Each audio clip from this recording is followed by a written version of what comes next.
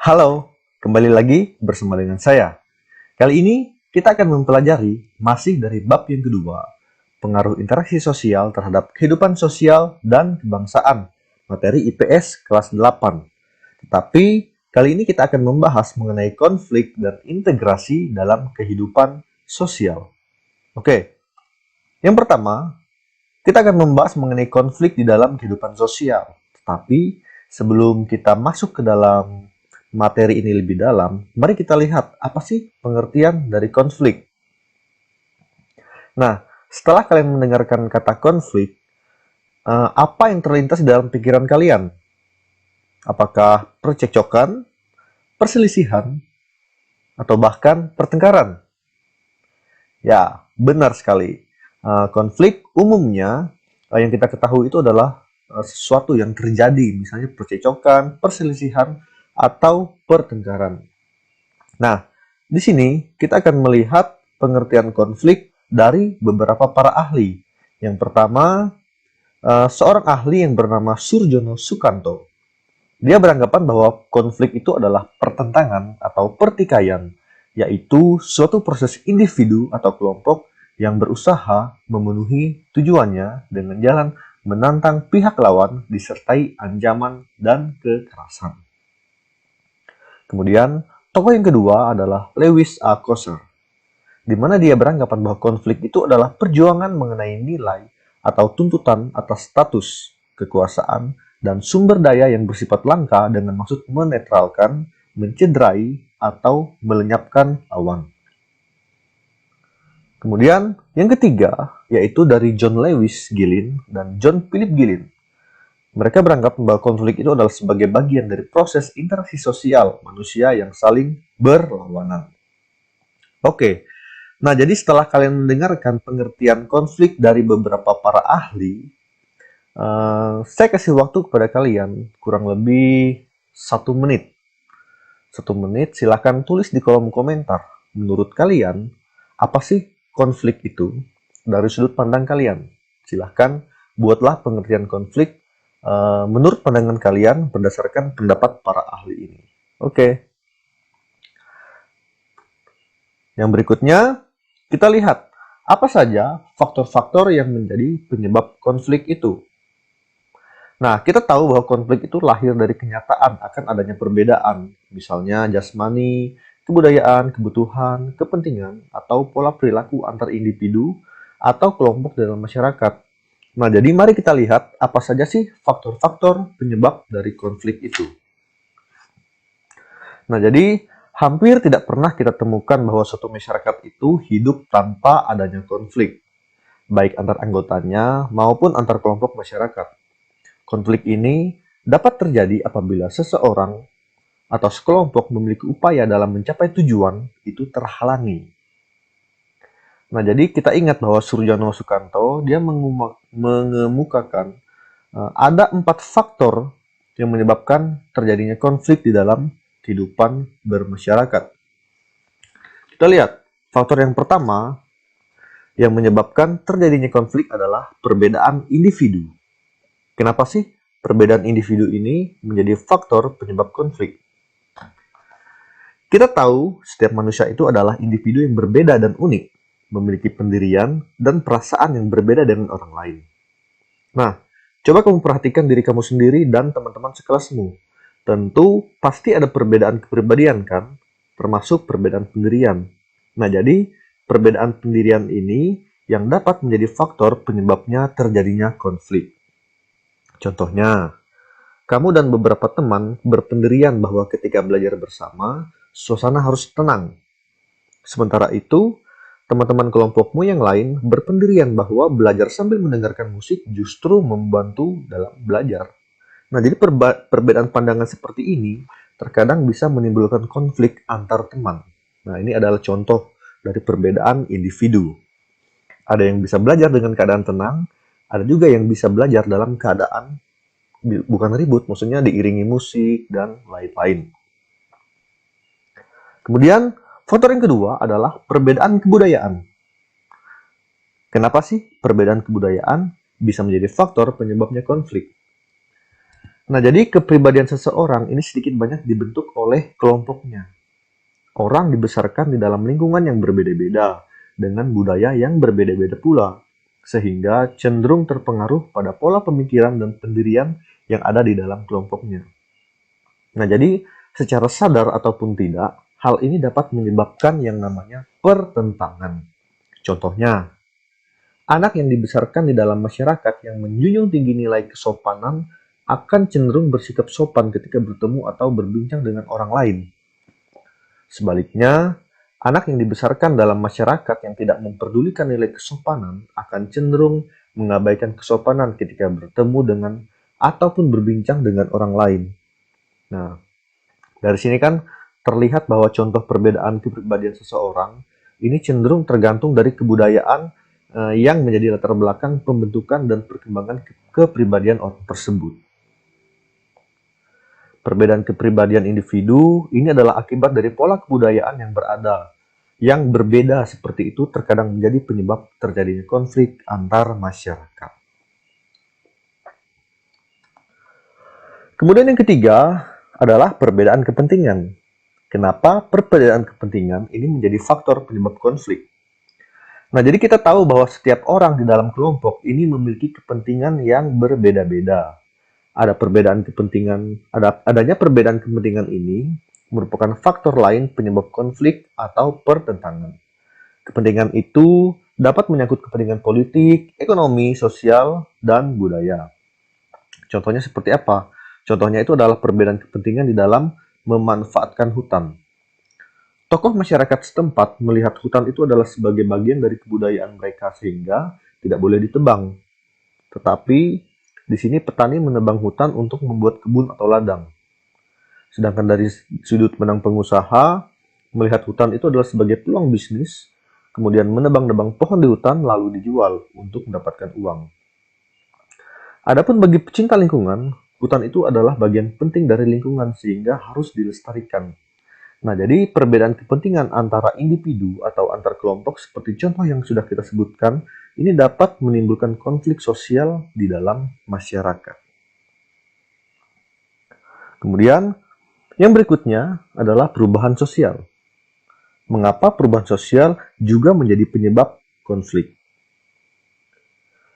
Jadi masyarakat mengalami berbagai macam perubahan seiring dengan berkembangnya kebutuhan dan pengetahuannya. Perubahan dalam anggota masyarakat akan mempengaruhi cara pandang sebagian anggota masyarakat atas nilai, norma, dan perilaku masyarakat itu. Nah, jadi perubahan ini adalah sesuatu yang lazim dan wajar. Namun, bila perubahan ini berlangsung dengan cepat dan meluas, situasi seperti itu dapat memunculkan konflik atau pertentangan. Bagaimana contohnya? Nah, jadi contohnya ini adalah proses perubahan masyarakat di pedesaan yang ada di Indonesia. Nah, jadi sebagian masyarakat pedesaan di Indonesia ini sedang mengalami proses perubahan dari masyarakat tradisional ke masyarakat industri. Nilai-nilai tradisional seperti gotong royong ini berganti menjadi nilai kontrak kerja dengan upah yang disesuaikan dengan jenis pekerjaannya. Ada pula nilai kebersamaan yang berubah menjadi individualisme. Nah, jadi perubahan seperti ini tidak jarang menimbulkan konflik di tengah masyarakat. Konflik tersebut muncul karena ada upaya penolakan terhadap semua bentuk perubahan. Perubahan itu dianggap mengacaukan tatanan kehidupan masyarakat yang telah ada. Nah, jadi konflik yang terjadi karena adanya ketidaksesuaian antara harapan individu maupun masyarakat dan kenyataan sosial akibat perubahan yang terjadi. Sekarang kita lihat dari bentuk-bentuk konflik. Apa saja sih bentuk-bentuk konflik? Nah, jadi untuk bentuknya di sini kita bagi menjadi dua. Jadi ada bentuk konflik menurut Ralph Dahrendorf dan bentuk konflik menurut Surjono Sukanto. Mari kita lihat bentuk konfliknya. Nah, jadi yang pertama bentuk konflik menurut Ralph yang pertama adalah konflik antara peran-peran sosial. Apa sih contohnya? Nah, jadi contohnya itu adalah misalnya konflik yang terjadi di dalam keluarga atau profesi kita. Itu adalah konflik antara peran-peran sosial. Kemudian yang kedua, konflik antara kelompok sosial. Contohnya seperti apa? Contohnya misalnya kelompok yang terorganisasi ataupun kelompok yang tidak terorganisasi. Kemudian yang ketiga, konflik antara satuan nasional. Contohnya seperti apa? Konflik antara satuan nasional ini misalnya antara partai politik, antar negara, atau antar organisasi internasional. Sedangkan menurut Surjono Sukanto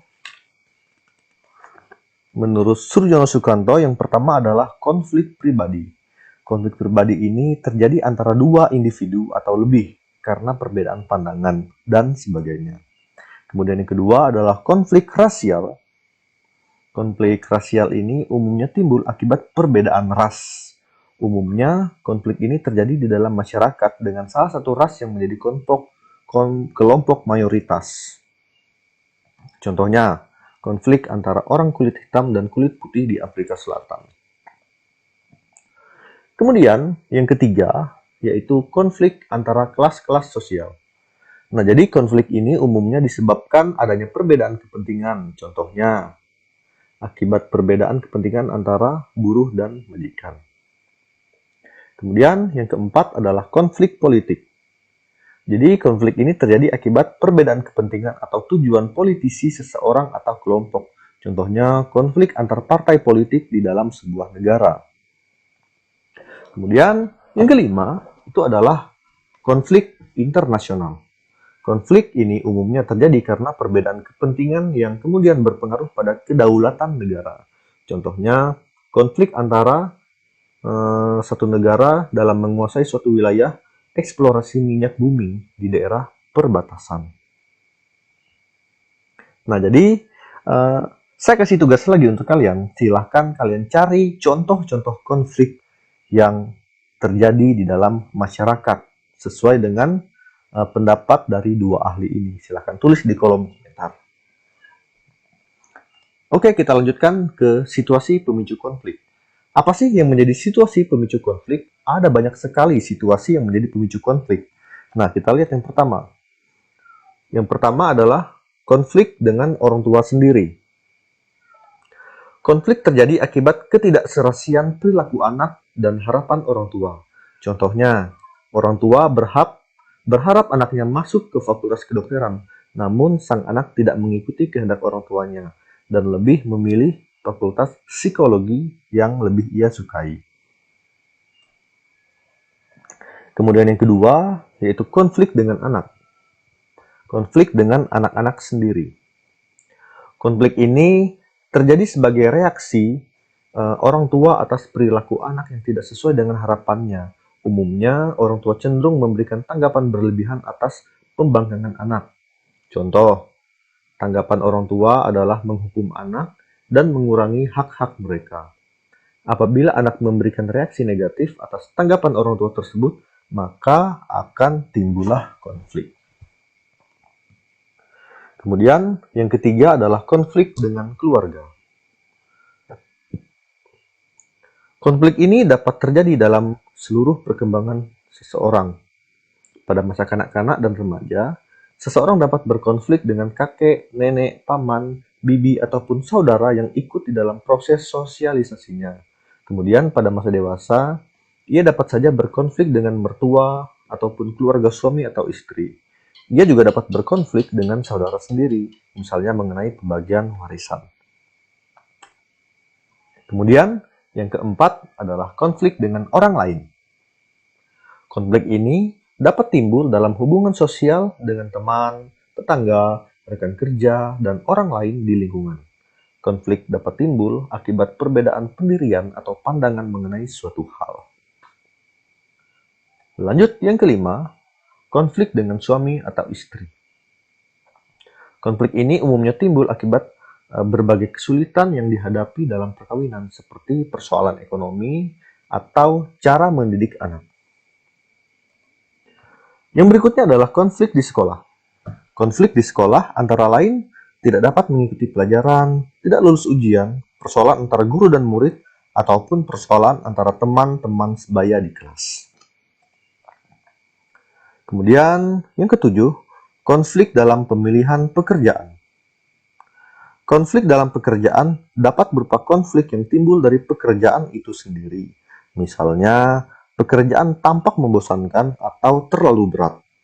Konflik ini juga dapat berhubungan dengan waktu kerja, keuangan, dan konflik antar teman kerja. Kemudian yang berikutnya adalah konflik agama. Konflik ini umumnya muncul atau berhubungan dengan pertanyaan-pertanyaan antara lain mengenai tujuan hidup, aturan yang bertentangan dengan agama, dan pernikahan beda agama. Kemudian yang terakhir adalah konflik pribadi. Konflik ini dapat timbul antara lain akibat minat yang berlawanan. Kemudian tidak ada keuletan dan tidak ada kemampuan untuk mengembangkan diri. Ini adalah 9 situasi yang memicu terjadinya konflik. Nah, sekarang kita lihat apa saja yang menjadi dampak positif dan dampak negatif dari konflik itu. Nah, tentu saja kita pasti tahu bahwa setiap konflik itu pasti memiliki dampaknya bagi kehidupan kita. Dampak politik maupun dampak negatif. Nah, silahkan kalian perhatikan rincian yang sudah dipaparkan di dalam tayangan ini. Menurut kalian, manakah satu dampak yang paling berpengaruh menurut kalian untuk memicu terjadinya konflik? Nah, itu dia tugasnya. Lagi-lagi tugas ya, hahaha, tidak apa-apa. Oke, silakan tulis di kolom komentar. Menurut kalian, mana sih yang paling berpengaruh, atau yang paling berdampak dari konflik itu di antara yang sudah disebutkan di dalam layar ini? Kemudian yang berikutnya, kita lihat upaya apa saja yang dilakukan untuk menyelesaikan konflik. Nah, jadi upaya yang dilakukan untuk menyelesaikan konflik itu misalnya ada rekonsiliasi, yaitu bentuk pengendalian konflik yang dilakukan melalui lembaga-lembaga tertentu yang memungkinkan diskusi dan pengambilan keputusan yang adil di antara pihak-pihak yang bertikai. Kemudian yang kedua, ada arbitrase. Apa itu arbitrase? Yaitu bentuk pengendalian konflik yang dilakukan apabila kedua belah pihak yang berkonflik sepakat untuk menerima atau terpaksa menerima hadirnya pihak ketiga yang akan memberikan keputusan dalam menyelesaikan konflik. Dalam arbitrase, keputusan yang diambil pihak ketiga harus diterima oleh kedua belah pihak yang berkonflik. Kemudian kompromi. Kompromi itu kita mensepakati sesuatu. Kemudian ada yang namanya negosiasi dan yang terakhir adalah mediasi.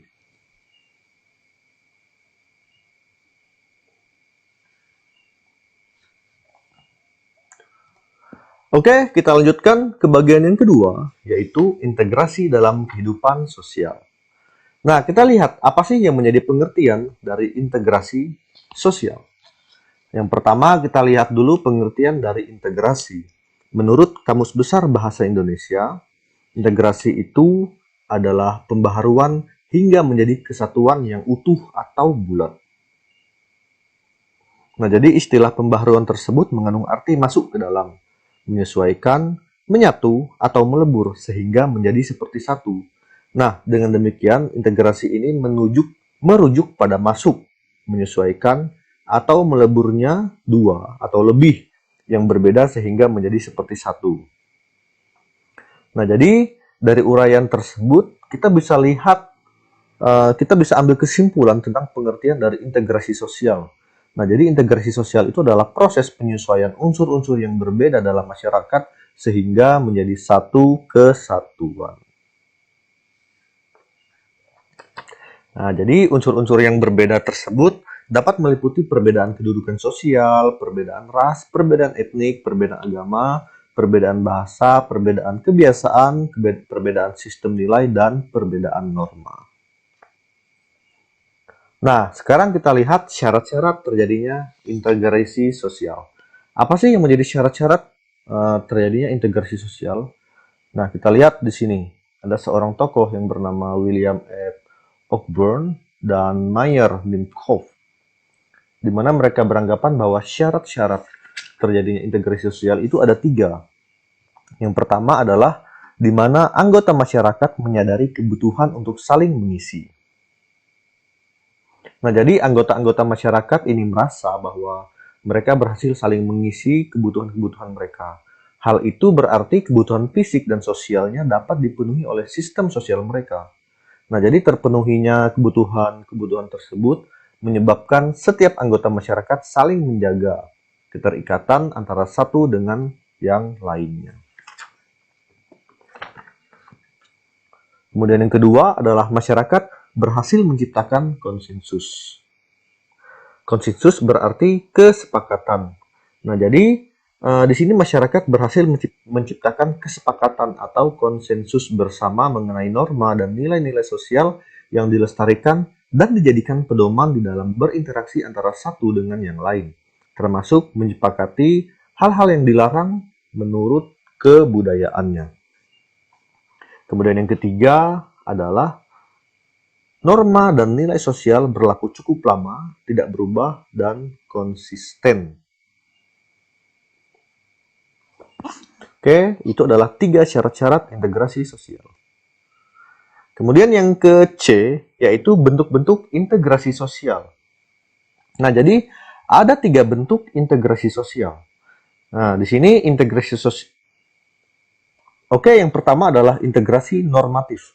Apa itu integrasi normatif? Integrasi normatif dapat diartikan sebagai integrasi yang terjadi akibat terdapatnya norma-norma yang berlaku di masyarakat. Dengan kata lain, norma ini menjadi hal yang mampu mempersatukan masyarakat. Contohnya, bangsa Indonesia dipersatukan oleh prinsip Bhinneka Tunggal Ika. Kata Bhinneka Tunggal Ika menjadi sebuah norma yang berfungsi untuk mengintegrasikan perbedaan di dalam masyarakat Indonesia. Nah, kemudian bentuk integrasi sosial yang kedua, yaitu integrasi fungsional. Integrasi fungsional ini terbentuk karena adanya fungsi tertentu di dalam masyarakat. Integrasi dapat terbentuk dengan mengedepankan fungsi dari tiap pihak di dalam masyarakat. Contohnya, Indonesia yang terdiri dari berbagai macam suku mengintegrasikan dirinya dengan melihat fungsi dari tiap-tiap suku. Suku Bugis yang suka melaut, misalnya difungsikan sebagai penyedia hasil laut. Suku Minang yang pandai berdagang difungsikan sebagai penjual hasil ikan laut. Maka akan tercipta sebuah integrasi di dalam masyarakat. Kemudian yang ketiga adalah integrasi koersif. Integrasi koersif ini terbentuk berdasarkan kekuasaan yang dimiliki oleh penguasa. Penguasa dapat menerapkan cara koersif atau kekerasan sebagai salah satu alat pemersatu. Contohnya, perusuh yang berhenti mengacau karena polisi menembakkan gas air mata. Nah, jadi ini adalah 3 bentuk integrasi sosial. Integrasi normatif, integrasi fungsional, dan integrasi koersif. Sekarang kita lihat bagaimanakah terjadi proses integrasi sosial. Proses integrasi sosial ini terbagi menjadi 2. Yang pertama adalah asimilasi. Apa itu asimilasi? Asimilasi merupakan suatu proses sosial yang ditandai adanya usaha untuk mengurangi perbedaan antara individu atau kelompok di dalam masyarakat. Dalam proses asimilasi, setiap individu di dalam masyarakat berusaha untuk mempertinggi kesatuan tindakan, sikap, dan proses-proses mental dengan memperhatikan kepentingan dan tujuan bersama. Nah, jadi melalui asimilasi, seseorang tidak lagi membedakan dirinya dengan anggota masyarakat lainnya. Batas-batas antara anggota masyarakat akan hilang dan lebur menjadi satu kesatuan. Contohnya, asimilasi adalah perkawinan campuran antara dua negara. Seperti misalnya kita ambil contoh Indonesia dengan Amerika. Kebudayaan dari masing-masing negara akan melebur menjadi satu sehingga batasan keduanya mulai tidak terlihat lagi. Artinya ada dua kebudayaan yang bercampur menjadi satu dengan meninggalkan kebudayaan aslinya. Kemudian yang kedua adalah akulturasi. Menurut Koncaraningrat, akulturasi itu adalah proses sosial yang terjadi bila kelompok sosial dengan kebudayaan tertentu dihadapkan pada kebudayaan asing yang berbeda. Proses sosial akan berlangsung hingga unsur kebudayaan asing itu diterima masyarakat dan diolah ke dalam kebudayaan sendiri. Jadi, akulturasi itu merupakan proses perubahan yang ditandai dengan terjadinya penyatuan dua kebudayaan yang berbeda. Namun, umumnya akulturasi ini tanpa menghilangkan ciri khas tiap kebudayaan itu sendiri. Nah, jadi proses akulturasi ini sudah ada sejak dahulu dalam sejarah kebudayaan manusia. Hal itu karena manusia selalu melakukan migrasi atau perpindahan. Migrasi ini menyebabkan pertemuan antara kelompok manusia dengan kebudayaan yang berbeda. Akibatnya, individu dalam kelompok akan dihadapkan dengan unsur-unsur kebudayaan asing baginya. Awalnya, unsur baru tidak langsung diterima dan diadaptasi, tetapi melalui proses pembelajaran terlebih dahulu. Jika menandakan manfaat besar, kebudayaan asing tersebut akan diterima. Sebaliknya, akan ditolak. Penerimaan mungkin terjadi setelah melalui perubahan tertentu atau modifikasi. Nah, jadi kalau asimilasi tadi dua kebudayaan yang bercampur kemudian menghilangkan kebudayaan aslinya. Sedangkan akulturasi ini adalah dua budaya yang bercampur menjadi satu tanpa meninggalkan ciri khas kebudayaan aslinya. Iya, oke.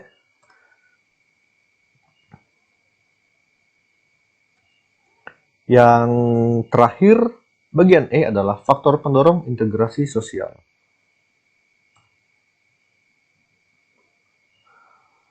Faktor pendorong, kita lihat faktor pendorong terjadinya integrasi sosial. Yang pertama adalah mengembangkan sikap saling menghargai suku bangsa atau etnik lainnya dan kebudayaannya. Kemudian yang kedua, adanya sikap terbuka dengan golongan yang berkuasa. Yang ketiga, adanya persamaan dalam unsur-unsur kebudayaan. Yang keempat, kesempatan yang seimbang dalam bidang ekonomi. Yang kelima, adanya toleransi terhadap kebudayaan yang berbeda. Yang keenam, adanya pernikahan campuran. Yang ketujuh, adanya musuh bersama dari luar. Ini adalah faktor pendorong integrasi sosial.